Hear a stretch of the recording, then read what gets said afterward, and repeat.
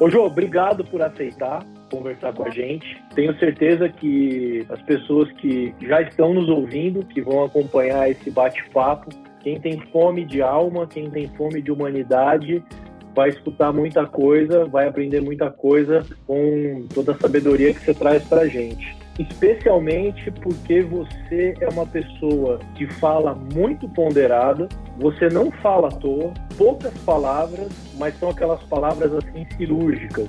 E se tem uma coisa que eu sempre admirei em você, é o que você consegue falar a partir do olhar e como você consegue dizer com o silêncio. Você é uma pessoa que sabe usar o silêncio de uma forma incrível, né? Georgiane da Conceição Cordeiro Brandão, acho que eu não esqueci de nenhum sobrenome da realeza, né? Filha da Dona Maria e do Sr. Jorge Luiz. Acertei? Acertou. Nascida em 6 de junho, eu tenho uma filha nascida em 15 de junho, então provavelmente vocês têm o mesmo... Não entendo nada disso, mas vocês são do mesmo signo. Gêmeos. Nascida em 1993. 1993, meu Deus, eu já estava assumindo responsabilidades civis. Eu já estava fazendo 18 anos. Isso é uma vergonha. A gente chegando perto dos 50, ela não fez nem 30. Se eu lembro de alguma coisa de matemática, né? Mas tudo bem. Bom, a Jo é nossa protagonista, nossa estrela principal do documentário maravilhosamente dirigido pela Maiara, produzido também de forma profissional e brilhante pelo Roberto Fragali. A Jo, quando eu a conheci pela primeira vez, para nunca mais largar do pé dela, para nunca mais esquecê-la, isso foi em 2017, na Escola Judicial do TRT1, lá no centro do Rio. Certo, Jo? Certo. Fui convidado para finalmente dar início ao projeto que eu tinha proposto na Escola Judicial, e um projeto que visa levar juízes e desembargadores para desempenhar por um dia uma tarefa braçal, e justamente falando sobre o tema, provocando reflexões, tentando alavancar intuições sobre o problema da desigualdade de classes, sobre o problema das injustiças programadas e perpetuadas no nosso país, tentando falar sobre questão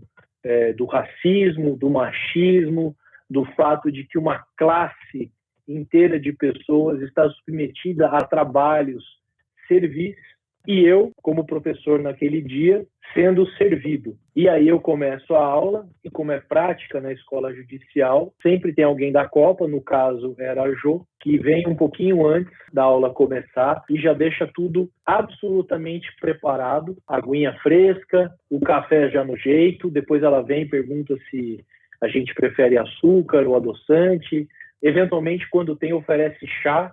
Sempre tem lá uns piraquezão da vida, né, Jô? Sempre tem uns biscoitinhos também. Então, a Jô prepara tudo aquilo que nem necessariamente deveria fazer parte da sala de aula. E estava me incomodando muito, não o fato da Jô entrar, especialmente porque a Jô é muito discreta, a Jô é muito delicada, mas estava me incomodando o fato de falar a respeito dessas coisas e não conseguir alterar minimamente aquela cena. Isto é, pessoas brancas, sentadas, bem acomodadas, assistindo o professor igualmente branco, falando, né, sobre igualdade, entre outras coisas, etc. e tal, e uma mulher negra perguntando para o professor e para os alunos se alguém desejava mais café, um pouco de água, ou se estava faltando alguma coisa. E aí algo muito forte aconteceu dentro de mim. Arrisquei até boa parte do bom relacionamento que a Jo tinha dentro da escola judicial, porque eu basicamente a sequestrei. Eu disse: Jo, você pode você pode ficar em sala de aula, né? Você pode nos ajudar. Enfim, e a presença da Jo foi maravilhosa, pela simples presença que traz uma... É muito bom ficar perto de você, Jo. Foi muito bom ficar perto dos seus filhos. Foi muito bonito ver eles orgulhosos assistindo você no documentário. E é lindo porque assim, eu consegui captar cenas.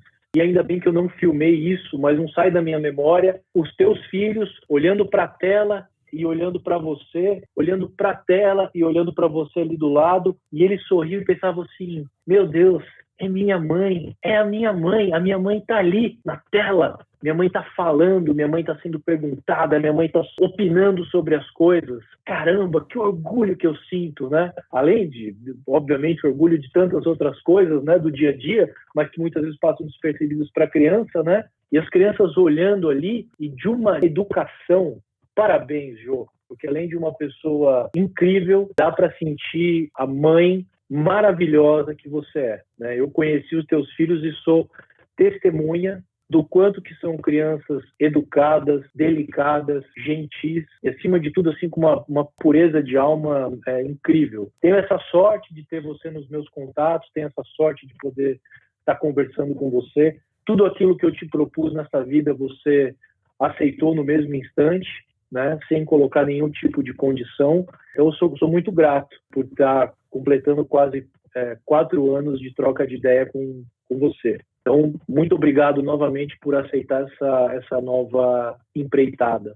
Jô, nascida e criada no Rio de Janeiro?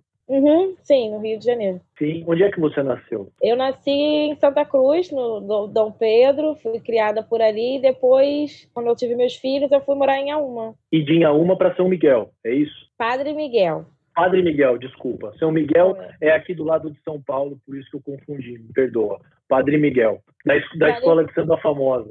Com certeza, a escola de samba é ali mesmo, do ladinho. E a mocidade aí é realmente independente? Com certeza, independente. Jô, você está em Padre Miguel há quantos anos? 10 anos. Bastante tempo. Qual que é teu bairro da infância? Onde é que você cresceu? Então, quando eu me mudei para lá, eu tinha 16, que eu já tinha a Sara e o Wesley. O meu bairro de criança foi em Pilares. Em Pilares? Morei ali em Pilares. Aí depois, quando eu casei com o pai das minhas filhas, que eu fui morar em Inhaúma, mas a minha família sempre morou ali em Pilares. Você se criou ali até os 16?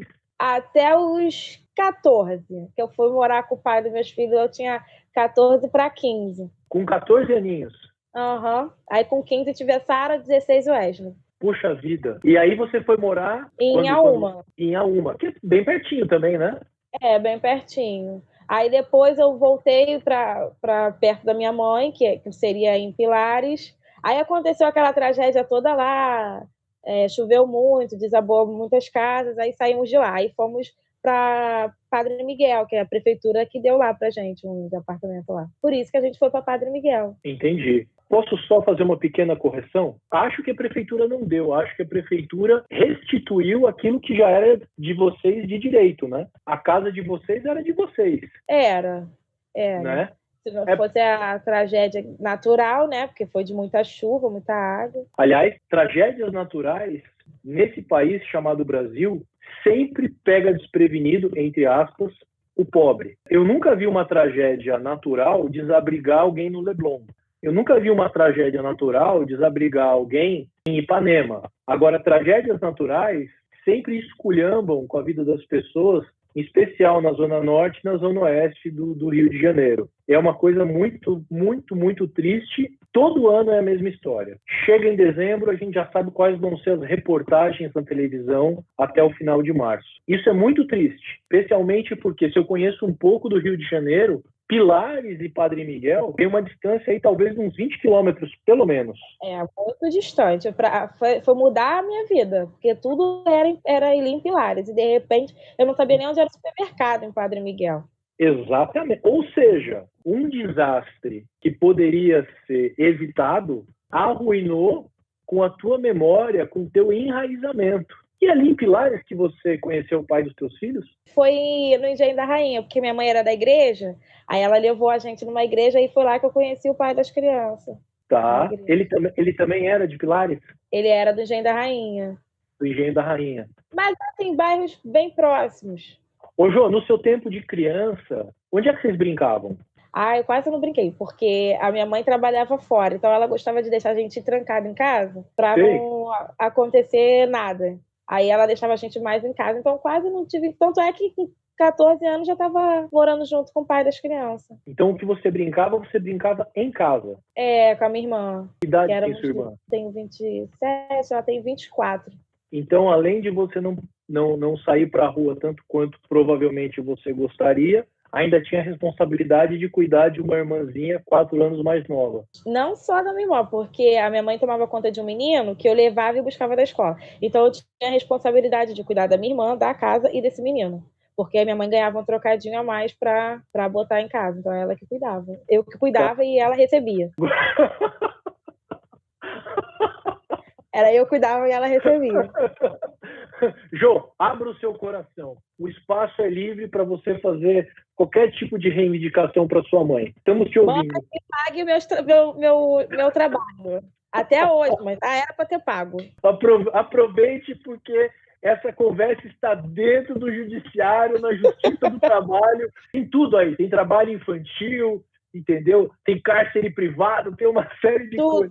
Tudo. Mas tadinha da minha mãe, a gente morava em comunidade. Eu entendo ela hoje, porque hoje eu sou mãe. Então, assim, se eu morasse dentro de uma comunidade, não tivesse como pagar alguém para olhar, e ainda tivesse como ter uma renda extra, e se minha filha fosse bem responsável a tal ponto, eu também acredito que eu faria a mesma coisa. Porque em comunidade sai tiro a qualquer hora. É tiroteio a qualquer hora. E o que eu acho impressionante é, o tiroteio sempre sai ou no horário das crianças irem ou nas crianças voltarem do colégio. Sempre esse horário. Quando eu já tinha minha vida, eu cansei de buscar minha irmã na escola no desespero do tiro, porque minha mãe estava trabalhando. Então, assim, sempre era nesse horário. Sempre era ou de manhã bem cedo, ou antes um pouquinho antes das crianças saírem da escola.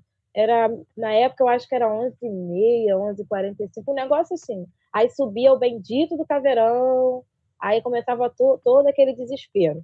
Aí era um monte de mãe descendo, correndo para buscar os filhos, porque morro, né, sobe e desce, mas graças a Deus a gente está vindo. Pois é, João, você tá falando de algo de 20 anos atrás e que só piorou. E que não é culpa sua, muito menos responsabilidade da sua mãe. Isso aí deveria ter sido cuidado pelos vagabundos que passam pela prefeitura e pelo governo do estado e que só engordam a própria conta bancária. Então, o Estado brasileiro, e isso que chamam de Estado de Direito, essa coisa de ser cidadão, isso vale para meia dúzia. Em geral, não vale nem para os não brancos, e nem para as pessoas que vivem longe das regiões ricas. Então, olha o que você está me dizendo.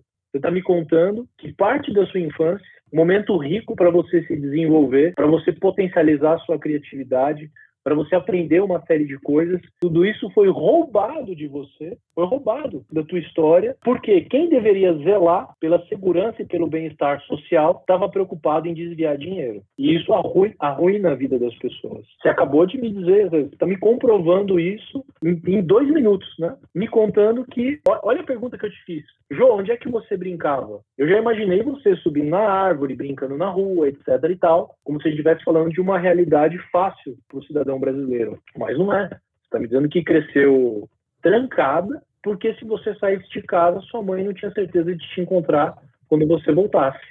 Porque realmente era assim que a gente foi criada assim, porque minha mãe tinha que trabalhar, fazia faxina na casa das pessoas. Quando ela não tinha faxina, ela ia vender bala no trem, que minha mãe vendeu bala no trem, ela camelou. Aí eu não podia deixar a gente assim brincando, porque a qualquer hora saía tiro, então eu tinha que ir para a escola, aí voltava correndo dentro de casa ali e a gente ficava. E realmente sempre, até hoje, como o senhor disse, é assim. Tanto é que muitas crianças eu vejo em reportagem, eu nem gosto muito de ver, porque vira e mexe sai. Criança tomou um tiro de foi bala perdida no colégio tal, no colégio tal, no colégio tal. Por quê? Só sai tiroteio no horário que as crianças estão na escola. Tem como os bichinhos ficar brincando, não tem como as crianças ficar brincando à vontade hoje em dia, não. Na minha época já não tinha, agora que não tem mesmo. Ô, Jô, sua mãe mora onde hoje? A minha mãe mora em Padre Miguel. Ela mora ela também perdeu a casa dela lá. Aí mora a minha mãe na casa dela. Meu pai é separado há muitos anos. Na dele e eu na minha. Seus filhos estão com que idade hoje? A minha filha tem 12 e meu filho tem 11. E eles têm uma possibilidade de brincadeira diferente da que você teve? Eles têm mais liberdade em Padre Miguel? Até tem. Padre Miguel tem. Melhor do que eu tive. Mas também eu deixo eles bem mais presos também. Eu deixo brincar quando eu chego do trabalho. Se eu não estou em casa, eu prefiro eles dentro de casa. E eles ficam bem dentro de casa? Ficam na brigalhada deles, mas fica. Entre tapas e beijos. Tapas e beijos, mas eu chego, tá ali. A sua irmã mora em Padre Miguel também? Não, ela alugou uma casa e foi viver a vida dela. Longe de Padre Miguel? Mais ou menos. Ela mora em Senador Camará. Só que ela não tá gostando muito de lá, não, quer voltar para Padre Miguel. E, bom, você e ela, na época de infância, mais trancadas em casa do que na rua, quais eram as brincadeiras, Jô? Como é que vocês passavam o tempo? A minha mãe sempre comprou uns brinquedinhos pra gente. Na época, eu lembro até hoje, existia aqueles carnê da Casa Bahia, que a Casa Bahia vendia boneca. Minha mãe comprava aquelas bonecas e a gente brincava em casa. Pagava 3.000 anos o carnezinho, mas a gente tinha uma boneca. E aí vocês brincavam, basicamente vocês brincavam de boneca, você e sua irmã? Era, que a gente tinha pra brincar e ficava vendo televisão. Na época, antes do almoço, sempre tinha uns desenhos que passavam e a gente gostava de ver. Qual que era o seu favorito? Super Choque. Esse eu acho que eu nunca assisti. Eu tô muito velho, Jô. Super Choque? Super Choque. Era muito bom, eu adorava. X-Men também gostava. X-Men eu já ouvi falar. Esse Super Choque passava em que canal? No 11, no SBT. No SBT. E a tua irmã gostava do mesmo desenho? Gostava, a gente gosta até hoje. Me faz um resumo desse Super Choque. Como é que era o enredo do desenho? Qual que era a história? Super Choque era um menino que meio que deu uma fugida de casa, aí teve uma explosão, tinha superpoderes. Aí ele usava o superpoder dele pro bem, ficava rodeando a cidade para poder salvar os mocinhos e as mocinhas que iam passar por um roubo, alguma coisa assim. E ele era negro. Ah, é? Ele era negro. E vivia na periferia. É muito legal. Nossa, que legal. Nunca ouvi falar desse desenho. Depois você pesquisa, Super Choque. Era muito bom. Ô, Jô, esse desenho era feito no Brasil, será? Eu acho que não, porque a abertura dele era em inglês. Ela é em inglês. Bom, eu imagino que cada episódio você assistiu centenas de vezes. Com certeza, porque repetia toda hora, igual o Chaves, vai repetindo toda hora. Era muito bom. Às vezes eu esqueço da minha idade porque eu tô passando de canal e continua passando Carrossel. Tem 10 anos que o Cirilo tem 8, entendeu? Gente, ele nunca cresce, é verdade. Carrossel, a outra é Chiquititas também. Chiquititas eu gostava, eu ia muito Chiquititas. A primeira era boa. A primeira, né? A primeira era boa. A tua rotina era assim, quando você acordava, sua mãe estava em casa? Depende do dia, se ela fosse fazer faxina ou não. Se ela fosse vender bala no trem, sim. Bom, você já sabia que se você acordasse e ela estivesse em casa, na sequência ela estaria saindo para vender bala no trem. Não, eu sabia por quê. Quando a minha mãe ia vender bala no trem, um dia antes a gente ajudava ela a botar as balas no saquinho. Ela que montava os saquinhos junto com vocês. Ela chamava de baleira aquilo, de ferro. Aí tem uns saquinhos de sacolé.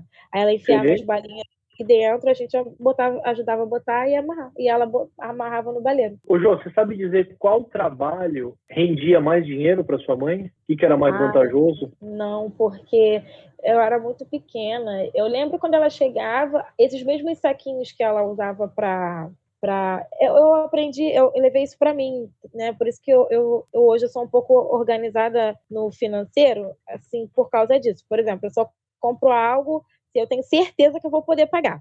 A minha mãe, para pagar os carnezinhos das Casas Bahia, ela pegava esses mesmos saquinhos e botava as moedas dentro, aí ela contava. Eu lembro que cada saquinho, ela completava R$10 em moedas, e ela gostava de colocar, assim, num saquinho, botava só moedinha de 10 centavos, no outro de 50 centavos, no outro, e assim ia. Isso eu lembro. Nossa, aí ela guardava.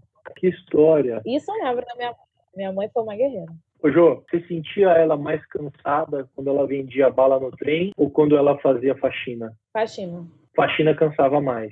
Eu acredito que ela chegava muito cansada, mais cansada da faxina. Tá. Dava pra ver. Dava pra perceber isso. A sua mãe hoje ainda trabalha? Não. Hoje ela ainda não se aposentou, né? Porque ela nunca assinou a carteira. Mas agora, na verdade, eu acho que ela trabalha e não trabalha, porque ela tipo assim, ela ganha mais roupas, aí ela, tipo, que tá montando um brechózinho, aí ela vende. Mas aí hoje ela casou com um velhinho, tadinho. Aí tá os dois velhinhos lá. Velhinho de 50 anos, João, é isso? 69. 69. E a mãe tá com 60. Sua mãe tem 60 já?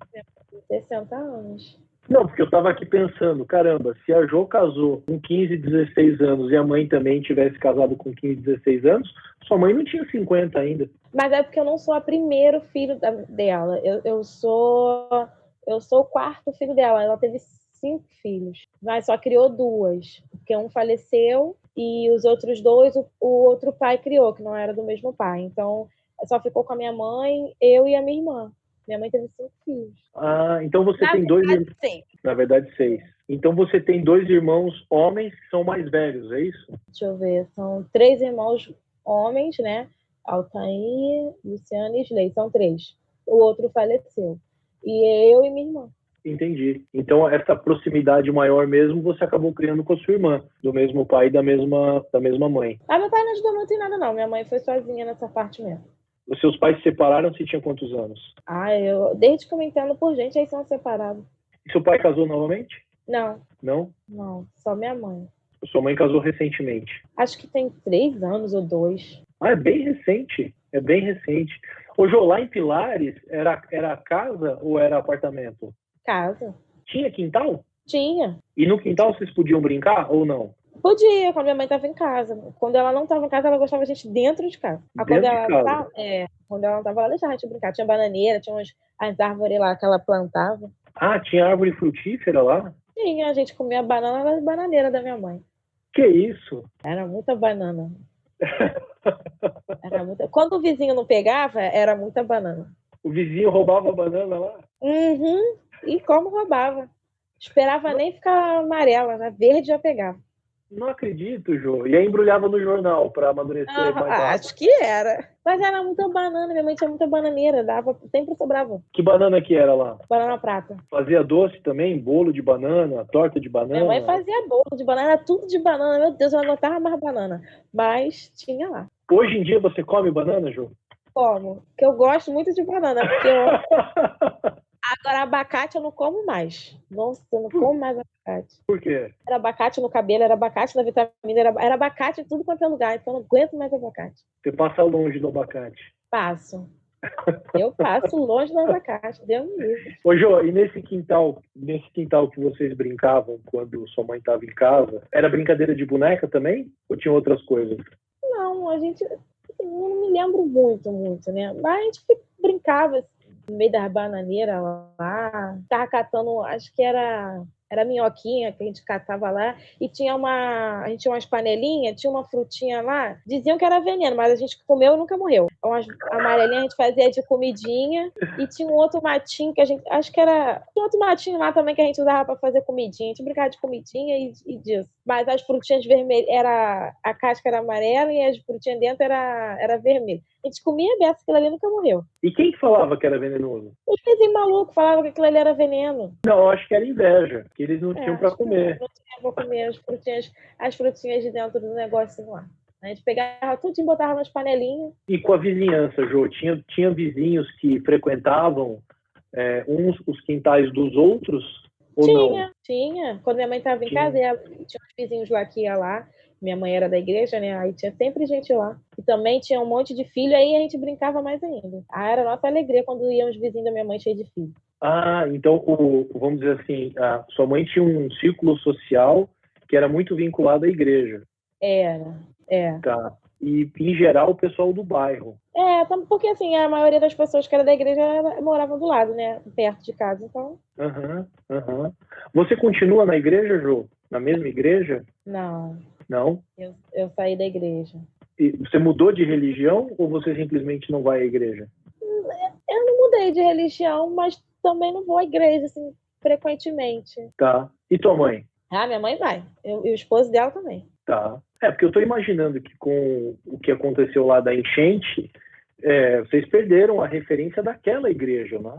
Mas mudou de igreja. Não deixou de ser da igreja. Ela procurou outra igreja lá em Padre Miguel, entendeu? Saiu de lá de Pilares, veio para Padre Miguel, procurou uma igreja em Padre Miguel. Eu não vou em nenhuma. Ela que vai. Eu acho que eu não preciso estar dentro de uma igreja, um centro, qualquer coisa para fazer o bem para alguém, para ter contato com Deus. Eu posso falar com Deus em qualquer lugar. Agora, dessa molecada toda, Jô, ali do bairro, da igreja e tal, o pessoal que brinca, onde inclusive você conheceu o pai dos seus filhos, né? Quando juntava a molecada toda, qual que era a brincadeira favorita, assim, sua? O que você mais gostava? Era pique alto. Eu tenho até uma cicatriz aqui, porque eu caí, aí machuquei a orelha, tenho umas cicatrizes na testa. Eu adorava brincar de pique alto. Era pique alto e taco na lata. Nossa, era muito bom. O que é taco na lata? Na época, não sei quantos anos atrás, a lata de óleo era lata. O óleo era lata. Então a gente pegava 2 latas vazias, aí botava um de cada lado, aí pegava um pedaço de madeira e uma bolinha pequenininha, e a gente arremessava. A gente tacava, tinha que acertar a bola. Se eu derrubasse a bola, eu ganhava. Aí, às vezes, a bola ia muito longe. A pessoa tinha que sair correndo e ir lá pegar a bola. E eu joguei muito isso, mas aqui chamava só taco. Não era taco. Aí era taco na lata. Taco na lata. Você tinha que tacar... o taco, que era o pedaço de madeira, era para proteger a lata. E a gente tinha que acertar a lata. E você era boa nisso? Não, eu sempre tacava a bola muito longe, não passava nem perto da lata. E quando jogava uma bola, você conseguia acertar com a madeira, Jô? Poucas vezes. Eu lembro que eu ficava revoltada quando era a vez da outra pessoa, a pessoa atacava a bola parava muito lá embaixo, eu ficava revoltada, que eu tinha que sair correndo para buscar a bola. Ô, Jô, te pergunto isso, né? Porque eu tô aqui imaginando o sentimento que você tem a partir dessas memórias, e eu estou tentando provocar os nossos ouvintes com isso. Porque o que eu estou imaginando nesse momento agora é que vários juízes, vários desembargadores estão pensando assim: meu Deus, como era bom jogar taco na lata. Meu Deus, como era bom empinar pipa. Meu Deus, como era bom jogar futebol. Meu Deus, como era bom pegar um jacaré no mar ou coisa parecida, né? Eu tenho a sensação, inclusive, que se alguns que nos ouvem agora pudessem interromper a conversa para contar o que eles brincavam, eles interrompiam também. Que é um pouco a ideia, né, Jô? A ideia da gente estar aqui hoje, revelar quem é você nas suas singularidades, sem que isso pareça um inquérito policial, não é? Ou uma aula ou algo parecido, né? Eu tenho um roteiro aqui de 1.315 perguntas e não vou conseguir fazer nem 15 diante das coisas que a gente está conversando. Ô Jô, e nessa casa que você cresceu em Pilares, tinha algum lugarzinho favorito que você gostava de ficar? Em Pilares? Na sua casa. Tinha algum lugar na casa que era um lugar que você relaxava, que você gostava de ficar quietinha com seus pensamentos? Tinha lá no quintal, entre uma bananeira e uma árvore lá que minha mãe falava que era bom a fruta era boa para dar, quando a gente estava com a garganta coçando. A romã, romã, o nome da frutinha. Aí eu ficava pegando as frutinhas lá e ficava comendo esse romã. Olha só. Aí eu ficava sentadinha ali. Tinha até um banquinho lá que eu larguei lá. Você deu muito flagrante no vizinho quando você ficava lá pegando a romã? Você via ele passando por cima do muro para pegar as bananas, não? Era quase todo mundo junto, né, lá. Só que era a minha casa, e tinha uma cerca que era muito fajuta, e aí em cima da cerca tinha a minha laje do banheiro, que era a única parte da casa que tinha laje. E o vizinho, que era da mesma idade que eu, subia nessa laje da minha mãe, porque a casa deles não tinha, e era de tábua, e faziam o quê? Soltavam pipa no telhado da minha mãe. Aí eu ficava vendo e ficava aguentando pra minha mãe, que tinha gente em cima do telhado soltando pipa. Você tá trabalhando no centro da cidade, Jô? Na Praça Tiradentes. Ali tem o CRAB, eu trabalho ali. Então você mudou de posto. Mudou de posto, mas não mudou de empresa. Vou mudar agora. Eu tô no aviso. Aham. Vai trocar a empresa. Mas aí você vai permanecer lá no mesmo lugar? Acredito que sim. Estamos orando para isso. Poxa. Ô, Jô, qual que era tua comida favorita na infância? Nhoque. Adorava como minha mãe fazia. E como é que ela fazia o nhoque? Qual que era o modo de preparo do nhoque? Eu não sei muito bem, porque até hoje eu não aprendi. Eu sei que ela era farinha de trigo, ela fazia uma massa lá, aí enrolava e cortava nos cubinhos, e depois, acho que ela fervia aquilo, não sei, e jogava carne moída por cima, era uma delícia. Carne moída com molho vermelho. Acho que é extrato de tomate aquilo. Caramba, e ela fazia massa em casa? Fazia, até hoje ela faz. Eu acho que vai batata no nhoque. Eu acho que é massa de batata, se eu não estou enganado. Mas eu acho que ela usava também farinha de trigo. Eu acho, para dar liga, não sei. Bom, eu não sou especialista também, mas nhoque é uma delícia. E você não faz nhoque? Não, só ela. Eu não aprendi ainda. Eu acho que você não aprendeu para poder comer o nhoque dela. Mas com certeza. Enquanto ela fazer para mim, eu vou comer o dela. Mas é só uma hipótese, né? É só dela. É uma boa desculpa. Ô, Jô, quanto tempo você trabalhou lá no TRT? 3 anos. 3 anos. E foi sempre na escola judicial? Sempre no nono andar? Sim. Eu ficava... Quando eu cheguei lá, o nono andar não tinha copa. Então eu ficava no 10, aí tinha que descer do 10 para servir a escola no 9. Quando a escola precisava de alguma coisa, descia eu para servir eles. E descia por onde e como é que era esse Escada. processo? De Descia pela escada? escada, com bandeja, com tudo, era pela escada. Quando era Não. muita coisa que usava o carrinho, aí descia pelo elevador de carga, com o carrinho e levava até lá, mas era tudo por escala. Eu era da limpeza. Quando eu fui trabalhar lá, eu não sabia pegar numa bandeja, que foi tipo uma promoção. Aí teve o rapaz que trabalhava comigo passou mal nesse dia e falou: Jô, eu não consigo. Então, assim, eu desci as escadas com uma bandeja enorme, com 10 copos, 10 xícaras, para servir uma reunião, com medo de cair, mas graças a Deus não caí. Aí depois, passou um tempo, abriram a Copa lá. A Copa era no 10 e a gente descia do 10 para servir o 9. Que loucura! Deixa eu entender uma coisa. Você foi trabalhar no TRT para fazer limpeza. Não, eu era de limpeza em outro contrato. Então, ter ido para o TRT foi uma promoção, é isso? Foi uma promoção. Só que foi uma promoção para a qual você não foi treinada. Não te deram treinamento, é isso? Não, assim, dá até dão. Mas quando você chega na hora ali, é um trabalho totalmente, assim, diferente, né? Porque, assim, não sei nem se eu posso falar, mas, assim, vou falar. Você é contratada para fazer só o café e lavar louça, mas chega na hora você tem que servir. Servir não é com a copeira, é com o garçom. Então, ou seja, teoricamente, eu não precisava pegar nenhuma bandeja para servir nada nem ninguém. Eu só teria que lavar a louça e fazer o café. Claro. Mas não é assim que funciona, entendeu? Você sendo copeira, você também serve, e vida que segue, e o garçom ganha mais que você, e você fica quieto e segue. Tá. Ah, porque lá tem os garçons também, é isso? Tem garçom. Tem garçom e tem copeira. Tá. Só que o garçom não dá conta do trabalho. Assim, às vezes dá, às vezes não. Depende do nível de reunião que tem. Se precisar, por exemplo, tem reunião no gabinete tal. Aí a copeira tá lá e chamou o gabinete Y, tem que ir, tem que servir. Não pode ficar sem servir. Não pode. Você não pode dizer, olha, no momento não temos garçom. Ah, bom, nunca experimentei falar isso, não. Acho que ninguém vai experimentar falar isso. Que coisa incrível. Quem vai experimentar falar isso? Porque tem medo de ser chamado a atenção. Entendi. Entendeu? E como era um andar que cuidava de 2 andares, no caso, né? Porque o 10 cuidava do 10, tanto de uma ala, tanto da outra, e cuidava do 9. Então. Ô, Jô, é engraçado, né? Porque assim, você está me falando de um prédio em que funciona um tribunal do trabalho. Só que por um instante me pareceu que você estava falando de um castelo, sabe? Com muitos reis, muitas rainhas, etc. e tal, onde não pode falar um não, entende? Onde o desejo tem que ser atendido prontamente. É uma coisa assim, ó, estalei o dedo e quero tal coisa. Então a coisa precisa aparecer aqui. Não interessa se tem a coisa, se tem quem faça a coisa, se tem quem sirva a coisa. Eu tô chocado. Mas, às mesmo. vezes, sendo bem sincera, mais sincera, acho que impossível. Não é, às vezes não é nem, como é que eu vou dizer, quem manda mais. Porque, às vezes, quem manda mais só simplesmente entrou no gabinete. Não vai nem ficar 5 minutos, não quer nada.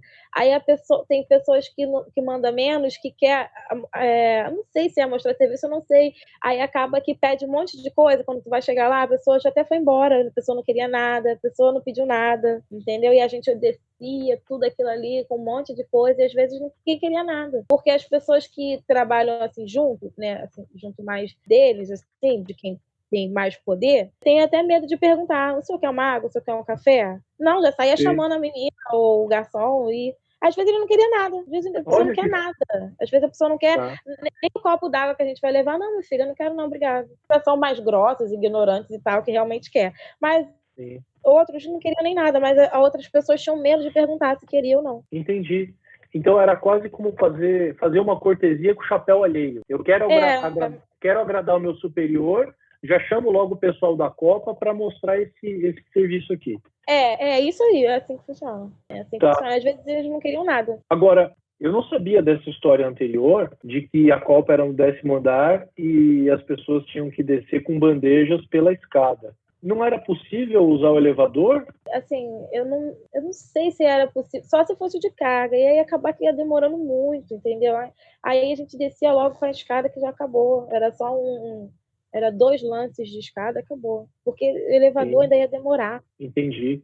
É que eu fico imaginando o tipo de malabarismo, né, que é preciso fazer com uma bandeja. Tá me falando de copo, xícara, garrafa também?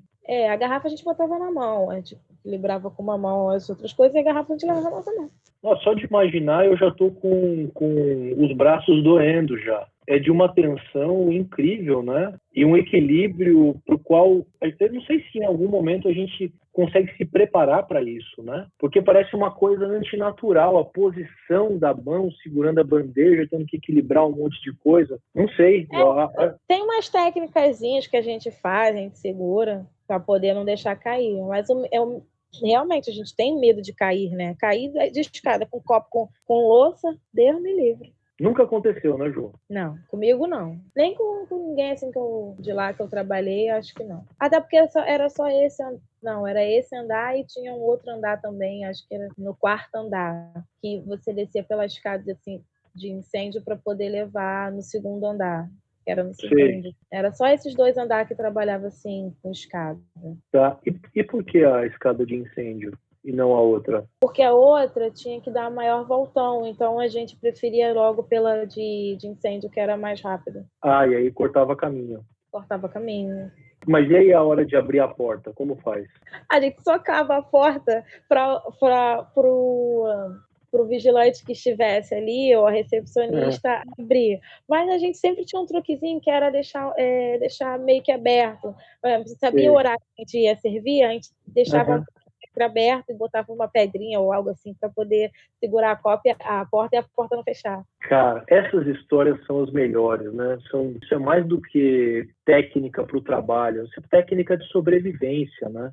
A gente não aprende isso em treinamento, né, Jô? A gente não recebe uma cartilha com essas coisas, né? É da experiência mesmo, né? Porque senão a gente se atrasa e é muita coisa para fazer, não é só servir lá o café ou chá. Na verdade, essa é a parte mais fácil, porque a gente ainda tem que fazer o café, a gente tem que limpar a máquina, a gente tem que deixar as coisas limpas, deixar as coisas organizadas. Então, vai tempo. Quando você vê, atrasou a encomenda do café, no caso, vamos dizer assim. Ô, Ju, eu nunca te pedi desculpa por ter atrapalhado o seu trabalho, né? E ter segurado você em sala de aula. O senhor atrapalhou. Não, porque eu estou imaginando agora que, além de todo aquele trabalho, o seu tempo ainda ficou mais curto para você participar daquele dia. Não, Wesley, tchau. E fecha a porta. Desculpa, gente. Quando você olha para os seus filhos, você lembra do que da sua infância? Eu lembro que eu não brigava tanto com a minha irmã quanto eles. Será?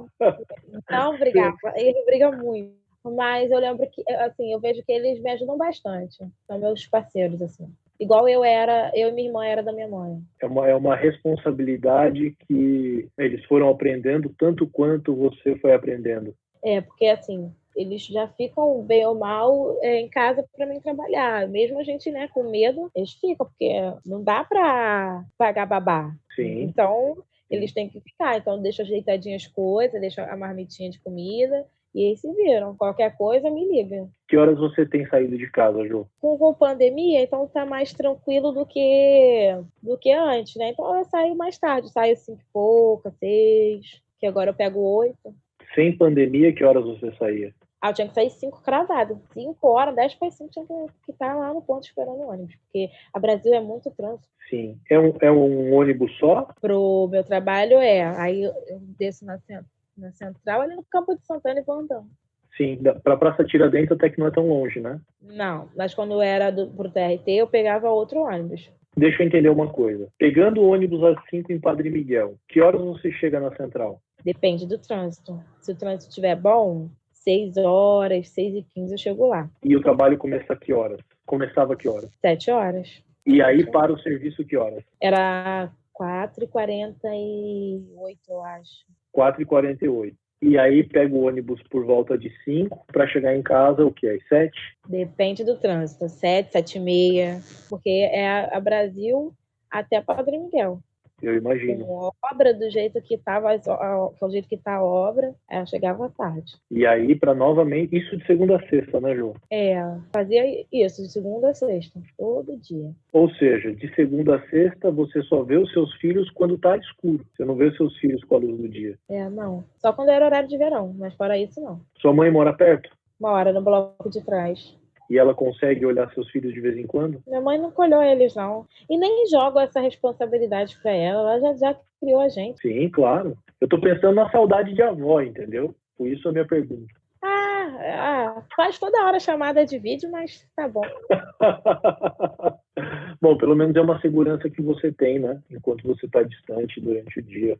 O bom é que os vizinhos são tranquilos. Qualquer coisa, qualquer um socorre. Jô, quando é que você pega o diploma? Quando é que você se forma? Era para pegar agora, né? Era para pegar agora em fevereiro, né? Porque acabava, né, o curso em fevereiro, né? São 1 ano e 6 meses. Mas aí, por causa da pandemia, ainda não saiu o meu estágio. Não vejo a hora, só falta isso. Eu queria ter a honra de ter você como técnica em enfermagem para aplicar a vacina contra o coronavírus em mim. Mas acho que vou ter que esperar a segunda dose, quem sabe o reforço em 2022 ou 2023. Quem sabe lá eu já vou estar capacitada para isso. Muito bom. Estou muito orgulhoso. Parabéns pelo esforço, parabéns pela luta, parabéns por não desistir. Jô, estouramos o tempo, daria para ficar horas e horas conversando. Espero que tenhamos outras assim, gravadas e tudo mais. E tô curioso para saber como se sentiram as pessoas que ouviram as suas histórias. Obrigado por ter aceitado novamente participar. Obrigado pela prontidão. Obrigado pela sabedoria, mas especialmente obrigado pela honestidade. E essa é uma característica sua, acho não só comovente, mas revolucionária pelos dias canalhas que a gente tem vivido. Não perca nunca essa certeza de que dizer a verdade é a melhor coisa que a gente tem a fazer quando está na presença de um ser humano. Eu só tenho a agradecer a vocês, né? Vocês sempre foram, tão nota 1000 comigo no senhor, então gratidão eterna. Não tem nem como agradecer as coisas que o senhor faz por mim, a Maiara, o pessoal lá da escola, que são, gente, tão boas. Eu amei trabalhar com vocês, com o pessoal da escola. Amei. Você é que cativa tudo isso na gente. Um beijão, Jô. Beijo, tchau, gente. Obrigado por tudo, tá?